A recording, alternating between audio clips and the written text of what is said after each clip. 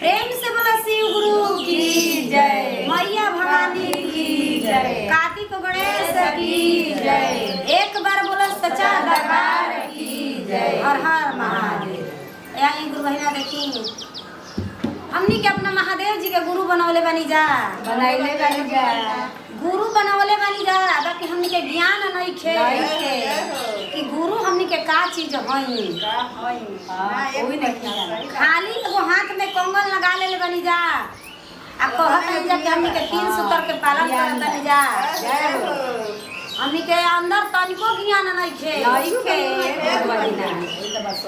ए जा दुनिया में माया के झमेला बा, कुछ जाए वाला कुछ पावे वाला आदमी नहीं खे, हाई हाई लागल बा बेकार के। जय हो। त काहे न हमनी के जब महादेव जी के गुरु बना लेनी जा तो बड़ा दिल से बनाई जा, 3 सुतारवा के तनी नियम से पालन करी जा, तब हमनी के कोनो मुक्ति भक्ति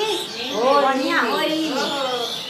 त देखी एगो गुरु बहिना समझावत तारी कैसे, गुरु बहिना के कहत तारी कैसे, अरे जाए के अकेला बा झमेला कवन बात के, जाए